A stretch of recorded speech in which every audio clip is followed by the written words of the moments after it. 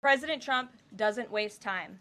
Immediately after taking office, President Trump directed Elon Musk and SpaceX to rescue these brave astronauts alongside NASA. The president also called the acting administrator of NASA and told her to bring the astronauts home as soon as possible. As acting administrator Janet Petro said herself yesterday, per President Trump's direction, NASA and SpaceX worked diligently to pull the schedule a month earlier. The president looks forward to welcoming Butch and Sunny to the Oval Office when they are recovered. This historic mission brings new meaning to President Trump's promise to always look out for the forgotten man and woman. On another important matter, yesterday, President Trump and President Putin spoke about the need for peace and a ceasefire in the Ukraine war. Both leaders agreed this conflict needs to end with a lasting peace and also stressed the need for improved bilateral relations between the United States and Russia. President Trump also spoke with President Zelensky this morning to align both Russia and Ukraine in terms of their needs and requests. As President Trump has said repeatedly, the precious lives and money that both Ukraine and Russia have been spending in this war would be better spent on the needs of their people. This terrible conflict would have never started with President Trump in charge, but he's determined to end it once and for all. President Trump also promised maximum transparency and a commitment to rebuild the trust of the American people in our intelligence community. Part of that promise was to fully release previously classified records related to the assassination of former President John F. Kennedy, and he made that happen yesterday. This historic release consisted of approximately 80,000 pages of previously classified records that are now published. The records are available to access either online at archives.gov/JFK or in person, accessible to the American people at the National Archives in College Park, Maryland. Records that are currently only available for in-person viewing are being digitized and will be uploaded in the coming days. On another note, positive economic data continues to pour in, showing the immediate impact of President Trump's pro-growth agenda. After suffering a steep decline in the final year of the Biden administration, the manufacturing sector came roaring back in February. Industrial production surged in February, these are new numbers, 3 times at a greater 3 times rate than the expectations to its highest ever recorded level. And President Trump's laser focus on massive deregulation and unleashing our domestic energy industry is leading to stabilities for Americans' bottom lines. As Newsweek summed it up today, gas prices are plummeting under President Trump. And the Trump administration continues to make American communities safer through our ongoing mass deportation campaign of illegal alien criminals. Yesterday, FBI Director Kash Patel announced the agency captured another fugitive from its 10 most wanted list, securing the extradition of Francisco Javier Roman Bardeles, a key senior leader of the brutal MS-13 gang. And the brave men and women of ICE also arrested a number of dangerous aliens across the country in recent days. You will see them on this screen. ICE San Francisco just arrested a citizen of Guatemala convicted of sexual battery. ICE New Orleans arrested a citizen of Ecuador convicted of rape in Suffolk County, New York. ICE Atlanta arrested a citizen of Mexico convicted of assault by strangulation.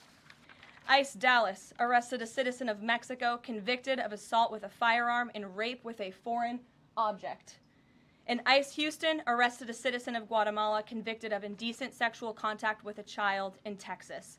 These are heinous criminal alien monsters who the previous administration allowed to flood into our country. And every time President Trump and this team deport one of them, our country becomes safer. Finally, before I open it up to questions, I want to tout how successful our efforts have been in filling out President Trump's administration. There have been a record number of 281 Senate confirmed nominations already, with another 280 in process. Here at the White House, OPM and GSA, we have filled 100% of the total number of slots. And this is a record number of placements in the first 58 days of any administration, and a testament to the caliber and the sheer quantity of talented people who want to work for President Trump to make America great again. Here in our new media seat today, we have Katie Pavlich. Katie is the editor of townhall.com, which is a subsidiary of Town Hall Media.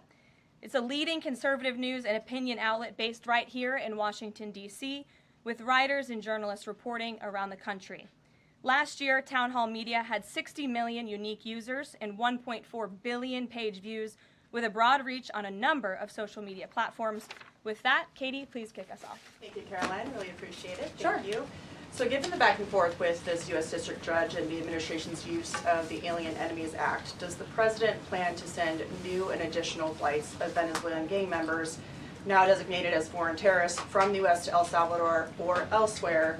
Can Americans expect to see those flights sometime soon? Americans can absolutely expect to see the continuation of the mass deportation campaign that has been successfully led by this president, Secretary of Homeland Security Kristi Noem, and also our Secretary of State, Marco Rubio.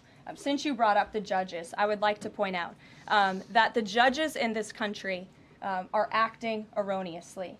We have judges who are acting as partisan activists from the bench. They are trying to dictate policy from the President of the United States. They are trying to clearly slow walk this administration's agenda, and it's unacceptable. As the President said last night, we will continue to comply with these court orders. We will continue to fight these battles in courts, but it's incredibly apparent that there is a concerted effort by the far left to judge shop, to pick judges who are clearly acting as partisan activists from the bench in an attempt to derail this president's agenda. We will not allow that to happen. And not only are they usurping the will of the president and the chief executive of our country, but they are undermining the will of the American public, tens of millions of Americans who duly elected this president to implement the policies that are coming out of this White House. And then one more question. Senate Minority Leader Chuck Schumer said yesterday that he was united with Democrats in working against Americans who, quote, their attitude is, I made my money all by myself, how dare your government take my money from me? Or, I built my company with my bare hands, how dare your government tell me how to treat my customers? What is the president's response to this, given his upcoming tax agenda and need to work on Capitol Hill? Well, we certainly hope that Democrats all of a sudden are for more money in the pockets of the American public. The president has made it incredibly clear that he is committed to tax cuts. He is committed to passing a big reconciliation package later this year, ending no taxes on tips, taxes on overtime, no taxes on Social Security for our hardworking seniors. And we encourage everybody on Capitol Hill to support that when it comes to the finish line, especially Democrats who clearly need a boost from the American public right now. Their approvals are at an all-time record low. Thanks for being with us, Katie. Garrett. I have one other question, but I want to follow up on Katie's question, actually. You said the mass deportation campaign would continue, but she asked about the flights specifically. Will those flights to El Salvador continue while this case is being appealed? We don't have any flights planned specifically, but we will continue with the mass deportations. And I would just like to point out that the judge in this case is essentially trying to say that the president doesn't have the executive authority to deport foreign terrorists from our American soil. That is an egregious abuse of the bench. This judge does not have that authority. It is the opinion of this White House and of this administration, and that's why we're fighting this in court. And it's very, very clear that this is an activist judge who is trying to usurp the president's authority. Under the Alien Enemies Act, the president has this power, and that's why this deportation campaign has continued. And this judge, Judge Boasberg, is a Democrat activist. He was appointed by Barack Obama. His wife has donated more than $10,000 to Democrats, and he has consistently shown his disdain for this president and his policies, and it's unacceptable. You're right where I wanted to go about the idea that these people are all foreign terrorists, but Judge Boasberg was originally appointed by George W. Bush and then elevated by Barack Obama. I just feel like I should clear that up. Well, let me just say something to that effect, Garrett. 67% of all of the injunctions in this century have come against which president? Donald J. Trump. Let me say that again. 60% of the injunctions by partisan activists in the judicial branch have come against President Donald Trump, and 92% of those have been from Democrat-appointed judges. This is a clear, concerted effort by leftists who don't like this president and are trying to impose or slow down his agenda. So, given that, do you think it's a good use of Congress's time and the president's political capital try to impeach and remove a federal judge, which would take 67 votes you're unlikely to get in the Senate? Well, look, the president has made it clear that he believes this judge in this case should be impeached, and he has also made it clear that he has great respect for the Chief Justice John Roberts, and it's incumbent upon the Supreme Court to rein in these activist judges. These partisan activists are undermining the judicial branch by doing so. We have co-equal branches of government for a reason, and the president feels very strongly about that.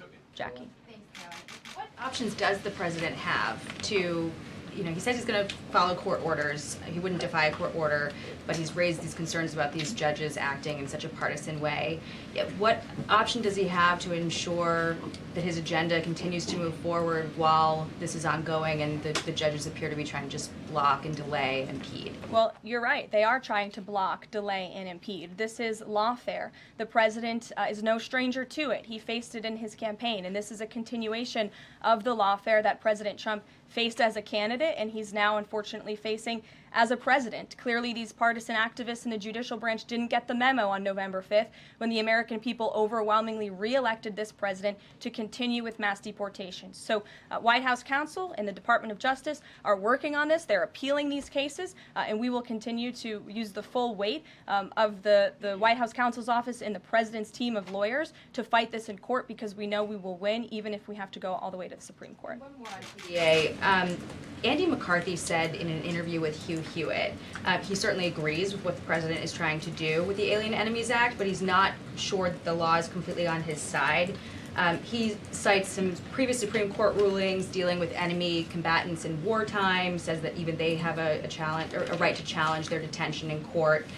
He raised concern also that while TDA has been designated as a terrorist organization, these individuals hadn't been prosecuted for terrorism. So my question is, will the president ask Congress potentially to declare war on these cartels for the invasion that he's talked about so that he's on stronger legal footing? Well, we absolutely disagree with the legal opinion of the individual that you mentioned. We would not have moved forward with this if we didn't believe the president. This was within the president's executive authority to continue with this mass deportation effort under the authority provided to him under the Alien Enemies Act. And when you read the act, as I did last time at the podium, a predatory incursion is absolutely what has happened with Tren de Aragua. They have been sent here by the hostile Maduro regime in Venezuela, and the president, immediately upon taking office, designated TDA as a foreign terrorist organization. And under this act, it is within the president's authority to deport these terrorists. And anybody trying to defend these terrorists who have now been sent off of American soil should talk to the families of the individuals who these heinous monsters have killed and have raped. If you talk to those families, they are so heartened by the president's decision and to use his executive authority, something that no other president has been willing to do, because President Trump does what he says he's going to do, and he is deporting these foreign terrorists from American soil to secure our homeland, and he's within his rights to do that. Jennifer. Very quickly on Tesla, there's a website that's trying to dox Tesla owners across the country and saying they're only going to take down personal information when people show that they've sold their cars. What's the administration going to do about that? I haven't seen that website, but we certainly think it's despicable, the violence that has taken place against Tesla, the company, its employees, Americans who have chosen to drive an electric vehicle. Many of them are Democrats, by the way.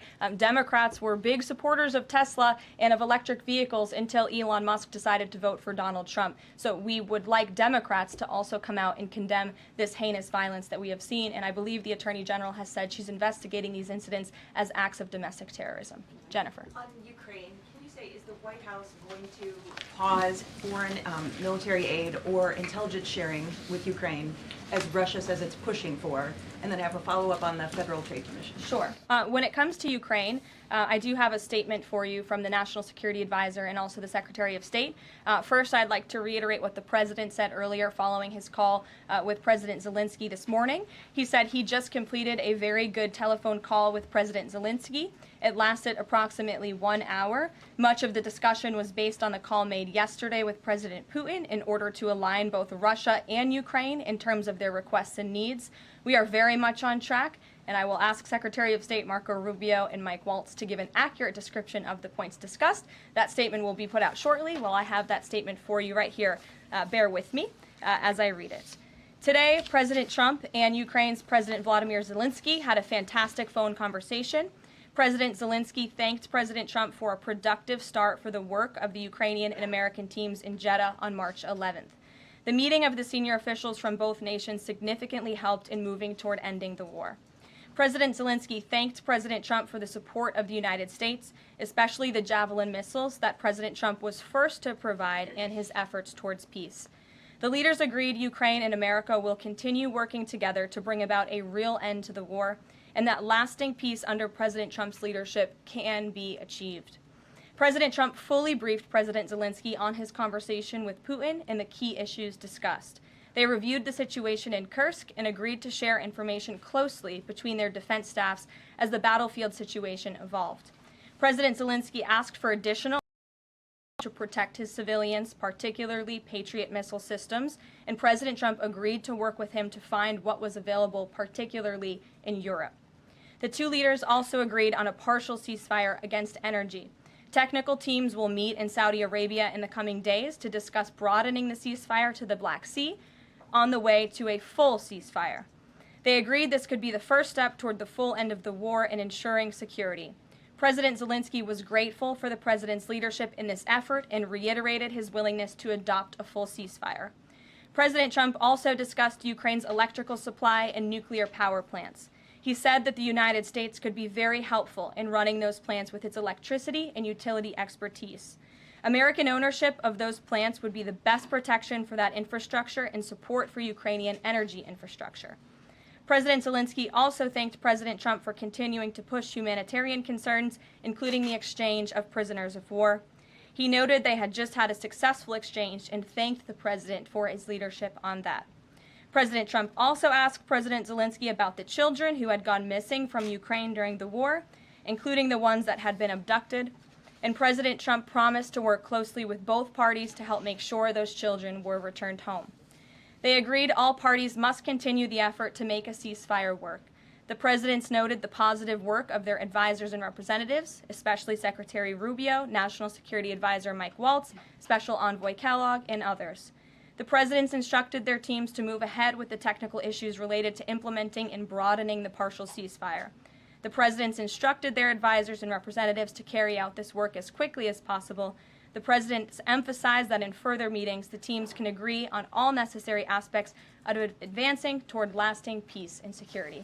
That is a lengthy statement that was just given to me, so thanks for bearing with me. Our office will, of course, provide this after. And as you know, as I just pointed out in the statement, the president's team of negotiators and national security experts will be heading to Saudi again later this week to continue working on and ironing out the details. But I would just like to emphasize we have never been this close to peace, and it's only because of President Trump that we are here. I think a couple of years ago, as you all reported on the war, it was incomprehensible to have a partial ceasefire in this conflict. And today, that is true because of the leadership of this president. So they Mary. agreed to closely share information between their defense staffs. Does that mean all intelligence sharing will continue? So the White House is rejecting Russia's request to pause. Intelligence sharing in terms of defense for Ukraine will continue to be shared. Mary. Thanks, Karoline. I have two questions. One on the United States Institute of Peace and then on the Supreme Court, if that's okay. Sure. So on the United States, wild, I understand the old president refused to leave. After he was removed from his position, he barricaded himself in his offices, had to be escorted out by police, left the building without Wi-Fi, telephones, elevators, and more, and is now telling media that Doge broke in and illegally removed him. So can you comment on this sequence of events and specify, did Doge illegally enter? I'm really glad you brought this up, Mary. We were made aware of this story by individuals at Doge, at Elon Musk's team, and also at the State Department who were unable to access this building. And it became very clear that there was a concerted effort amongst the rogue bureaucrats at the United States Institute of Peace to actually physically barricade themselves essentially inside of the building to prevent political appointees of this administration who work at the direction of the President of the United States to get into the building. There was a piece in the Daily Caller, thank you for sharing the truth on this, about what happened. Staff contacted the MPD in an attempt to prevent DOJ personnel from entering. They barricaded the doors. They also disabled telephone lines, internet connections, and other IT infrastructure within the building. They distributed flyers internally, encouraging each other to basically prevent these individuals from accessing the building. I use this to say this is what DOJ and this administration is facing. It's a resistance from bureaucrats who don't want to see change in this city. President Trump was elected on an overwhelming mandate to seek change and implement change, and this is unacceptable behavior. Thank you. And just really quick on the Supreme Court. I know it's been almost 3 years now since the leak of the draft Dobbs opinion to Politico, actually. A leak which sparked protesting outside the homes of the justices and even brought on one attempted assassination attempt. I know Justice Alito said that it made the justices targets for assassination, but yet the Supreme Court has not tracked down any leaker. Does the White House have interest in finding out who that leaker was, and can you comment on that at all? I know generally speaking the president has an interest in finding leakers and he believes it's unacceptable, and it's the position of this administration. You've seen the Secretary of Homeland Security has taken tough action at her agency. Leaking is unacceptable to this president and to the leaders across the board in this cabinet, especially when it puts people in harm's way. Sure. Thank you, Caroline. A mom whose daughter was forced to change in a locker room with a biological male at school filed a complaint with the DOJ. How will the Trump DOJ deal with violations of President Trump's orders protecting women and girls like this? I would defer you to the Department of Justice on that specific case, but the president has made it incredibly clear that it is the policy of this administration that there are only two genders, male and female, only two sexes rather, male and female, and that we are not going to tolerate such behavior by men pretending to be women. The president will continue to strongly stand for the rights of women and girls, not just in sports and on athletic fields, but also in private spaces like locker rooms and bathrooms. Sure. Go ahead. Thank you. On the FTC, two quick questions. Can you explain the president's thinking in his decision to fire the two Democratic commissioners, especially given that Mark Meadow is on track to be confirmed next week and there would be a Republican majority? My biggest question is why now? Sure. Because the time was right to let these people go, and the president absolutely has the authority to do it. And they were given ample notice in a letter that I believe your outlet reported on. So it pretty much explains exactly why this administration chose to let those individuals go. Is the ultimate goal to get this to the Supreme Court to try to overturn the 1935 precedent? The goal was to let these individuals go. If we have to fight it all the way to the Supreme Court, we certainly will. Rachel. Back to those deportation flights to El Salvador, can the administration provide any more details on how authorities determined that each of those men were in fact members of a gang? And if the White House can publish images, photos, videos of those men, why can't the administration just release basic information like their identities and names? We are not going to reveal operational details about a counterterrorism operation, but what I can assure you, as I said on Monday, we have the highest degree of confidence in our ICE agents and our Customs and Border Patrol agents who have committed their lives to targeting illegal criminals in our country, particularly foreign terrorists, and they had great evidence and indication. They have the highest degree of professionalism, and they were 100% confident in the individuals that were sent home on these flights and in the president's executive authority to do that. Follow up, I know in the last briefing you cited privacy concerns as a reason why the administration may not be able to reveal the identities. What exactly are the privacy rights of immigrants who were deported that the administration says were dangerous enough to be sent to El Salvador and sit in a prison? Again, as I just said, we're not going to reveal the operational details of a counterterrorism operation for quite obvious reasons. We're trying to combat terrorism here in the United States of America. Jeff. I could ask something else about the phone call yesterday. There was a couple different readouts from the Kremlin and the U.S. on a couple different points. One was energy and infrastructure. The U.S. statement said energy and infrastructure. The Kremlin said energy infrastructure. What is your understanding of what the actual substance of that disagreement was? Then I have one other question on that. I would defer you to the readout that was provided by the White House. That's our understanding, and that's the truth. And if I could ask a question about the judge as well. How does a president define a bad judge? Is it just someone who disagrees with him? And is that a dangerous precedent in this case, because this is a temporary ruling from Judge Boasberg that he could ultimately rule in your favor? Is he setting up a standard here for calling for the impeachment of a judge who may ultimately rule on your side? No, it has nothing to do with disagreeing with the president on policy. It's with disagreeing with the Constitution and the law. And it's trying to usurp the authority of the executive branch of this country. It's having baseless reasoning for these injunctions. And it's a clear effort by these judges to slow roll this president's agenda. And if you just look at the injunctions that this president has faced, deporting foreign terrorists from our homeland, hiring and firing of executive branch employees, which when the president is the executive of the executive branch. You also see an injunction by a partisan activist judge when it comes to the Secretary of Defense trying to determine the readiness of our troops and the qualifications of our troops in our armed forces. Does a single district court judge really have more authority over the Commander-in-Chief and the Secretary of Defense to determine who should serve in our United States Armed Forces? Absolutely not. Anyone who has taken a basic civics lesson can understand that, and it's ridiculous lawfare that we are witnessing. And it's. The president said he respects the Chief Justice here.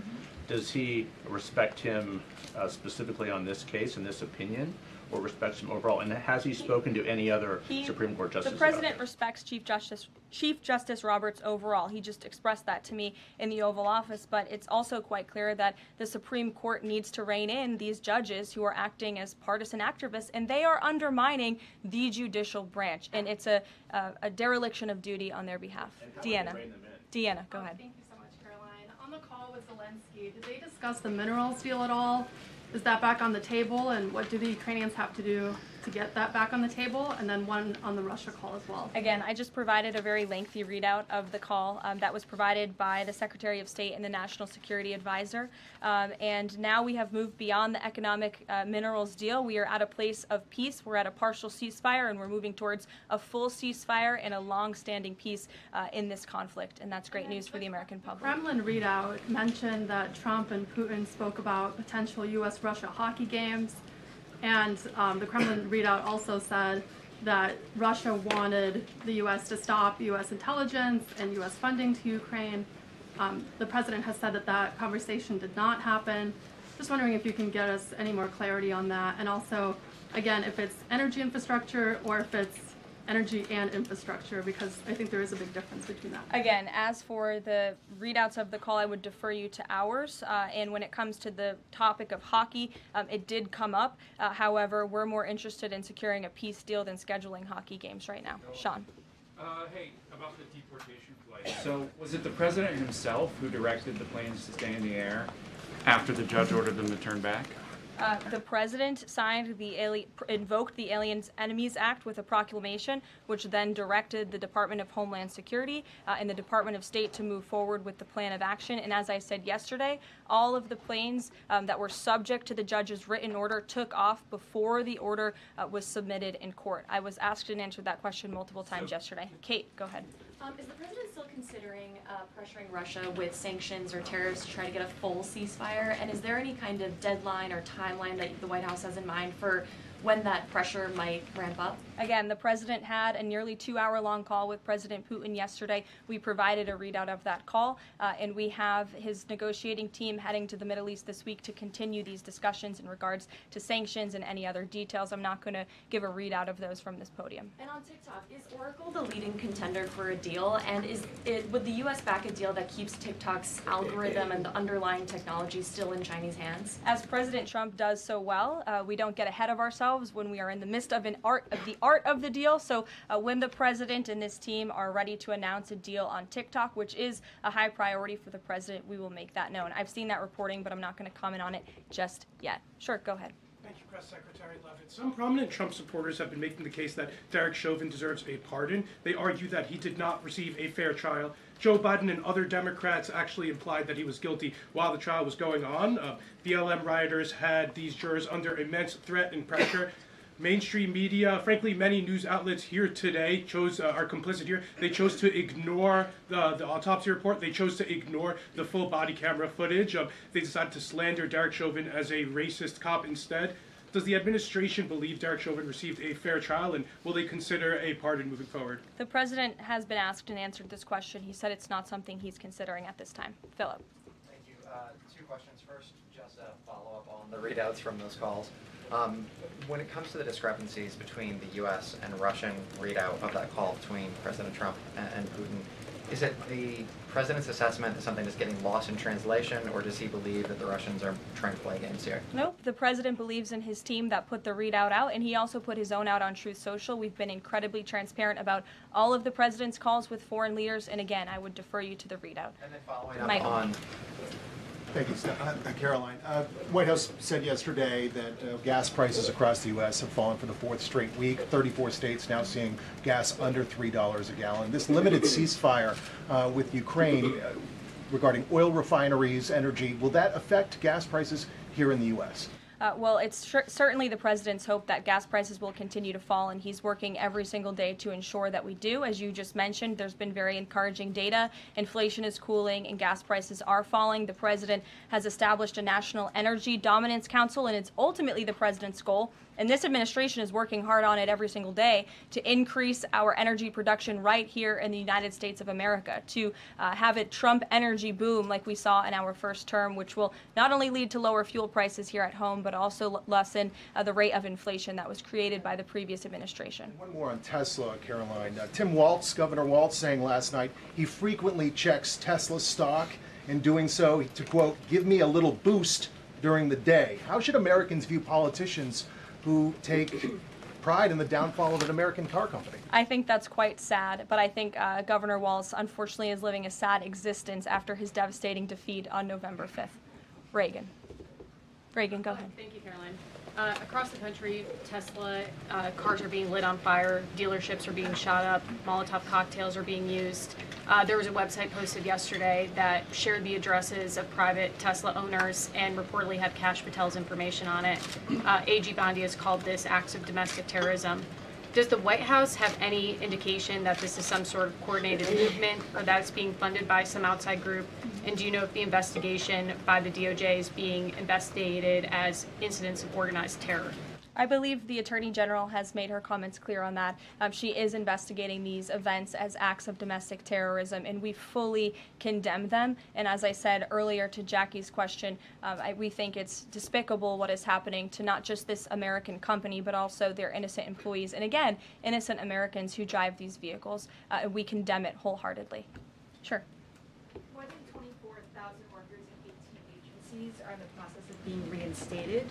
What is your message to these workers, and can you assure them they won't be fired again as the administration directs agencies to do more layoffs? Well, the administration is complying with the court's order. Again, as I have spoken about repeatedly, we think it's despicable that we have judges acting as judicial activists, partisan activists, trying to dictate who the President of the United States, the executive of the executive branch, can hire and fire. We have never seen anything like this. We are fighting this in court, and we will continue to fight it all the way to the Supreme Court if we have to. And as for federal employees, it's been the very common sense position of this president and the administration that bureaucrats here in Washington, D.C. need to show up to the office just like the rest of America. Middle-class Americans, from doctors to business owners to teachers to law enforcement officers, have to show up to their offices every single day. And the president has made it a clear priority that people in this city have to do the same. And we are also continue to be committed to reducing the scale of our workforce and to reducing the size of our federal bureaucracy here in Washington, D.C. to save taxpayers' money. Annie, go ahead. Thanks so much. In the statement that you read, you referenced the president's interest in helping return Ukrainian children to their parents and to their families. There's an organization that provides intel and information about those children that their aid has been cut. It's a Yale University program that used foreign aid. And I'm curious if, as part of this new thinking with Ukraine, that aid might be unfrozen. I have no updates about that or that specific program at this time. Karen. Follow up on your answer to the question on the minerals deal. You said that the White House has moved beyond the minerals deal. What does that mean? Is that no longer on the table? Nope. It means the minerals deal was that first set of framework that you all saw in that very public meeting with President Zelensky and President Trump in the Oval Office. We are now focused on a long-term peace agreement. As you know, on that deal or that meeting between President Zelensky and President Trump, the Ukrainian president at the time wasn't talking about a greater peace deal. We are now at that place where where we are talking about that. So we've moved beyond just the economic minerals deal framework, and we're looking at a lasting ceasefire. Right now we're at a partial ceasefire, but again, the president is sending his highly skilled, intelligent, and experienced team to Saudi Arabia later this week to continue fighting for peace in this conflict. And I would just reiterate one more time, we have never been closer to peace than we are today. Thank you very much, everybody. We'll see you later.